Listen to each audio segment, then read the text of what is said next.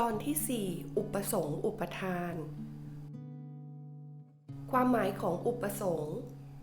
อุปสงค์คือความต้องการซื้อในทางเศรษฐศาสตร์มีความหมายมากกว่าความต้องการทั่วไปเพราะความต้องการซื้อนี้จะรวมถึงอำนาจซื้อด้วยคือผู้ซื้อหรือผู้บริโภคจะต้องมีเงินเพียงพอและเต็มใจที่จะจ่ายเงินเพื่อซื้อสินค้านั้นๆกฎของอุปสงค์เป็นกฎที่อธิบายถึงพฤติกรรมของผู้บริโภคในการตัดสินใจซื้อสินค้าเมื่อราคาสินค้าเปลี่ยนแปลงไปอธิบายได้ว่าปริมาณสินค้าที่ผู้ซื้อต้องการซื้อในขณะใดขณะหนึ่งนั้นจะมีความสัมพันธ์ในทางตรงกันข้ามกับราคาสินค้าชนิดนั้นกล่าวคือเมื่อราคาสูงขึ้นความต้องการซื้อสินค้าชนิดนั้นๆจะลดลงและในทางตรงกันข้ามเมื่อราคาลดลงความต้องการซื้อของผู้บริโภคก็จะมากขึ้นตามไปด้วย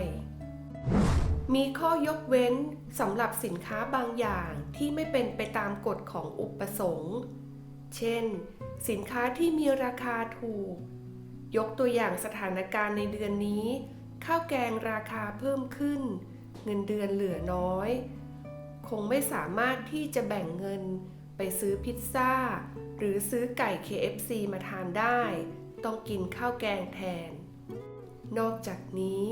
สินค้าที่มีราคาสูงคนมักนึกถึงคุณภาพและฐานะทางสังคมของผู้บริโภคเมื่อราคาสินค้าสูงขึ้นคนบางกลุ่มก็มีความต้องการสูงขึ้นเช่นกันและในขณะเดียวกันนั้นในกรณีที่สินค้าบางอย่างราคาลดลงผู้บริโภคมักจะเปรียบเทียบหรือนึกว่าสินค้าชนิดนั้นอาจจะมีคุณภาพลดจึงทำให้ความต้องการลดลงตามไปด้วยปัจจัยที่กำหนดความต้องการซื้อของผู้บริโภคหรือปัจจัยที่กำหนดอุปสงค์ให้มีการเปลี่ยนแปลงมีหลายปัจจัยได้แก่รสนิยมที่เปลี่ยนแปลงไปตามยุคสมัยรายได้ที่สะท้อนจากอาชีพของผู้บริโภค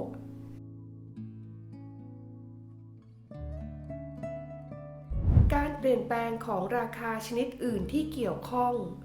ซึ่งความเกี่ยวข้องจะมีอยู่2ลักษณะแรกจะเป็นสินค้าที่ใช้ร่วมกันยกตัวอย่างเช่น Coffee Mate กับกาแฟผงในกรณีที่ราคากาแฟสูงขึ้นจะทำให้ความต้องการซื้อ Coffee Mate ลดลงความเกี่ยวข้องของสินค้าอีกประเภทหนึ่งได้แก่สินค้าที่ใช้ทดแทนกัน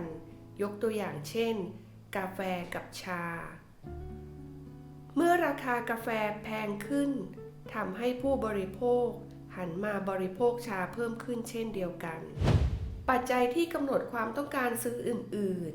ๆการคาดคะเนในอนาคตของผู้บริโภคยกตัวอย่างเช่นหากผู้บริโภคได้ยินข่าวว่า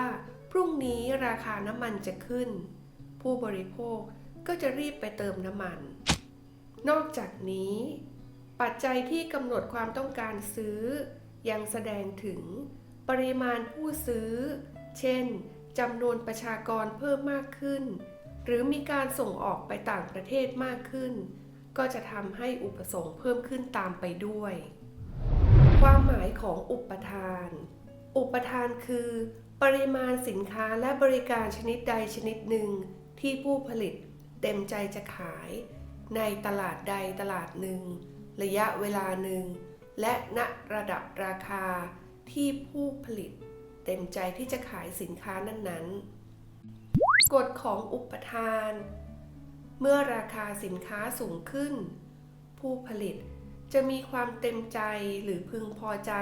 ที่จะผลิตสินค้าออกมาขายมากขึ้นในทางตรงกันข้ามถ้าหากราคาสินค้าลดลงผู้ผลิตก็จะผลิตสินค้านั้นๆในปริมาณที่น้อยลงเช่นกันปัจจัยที่กำหนดความต้องการขายหรือปัจจัยที่กำหนดให้อุปทานมีการเปลี่ยนแปลง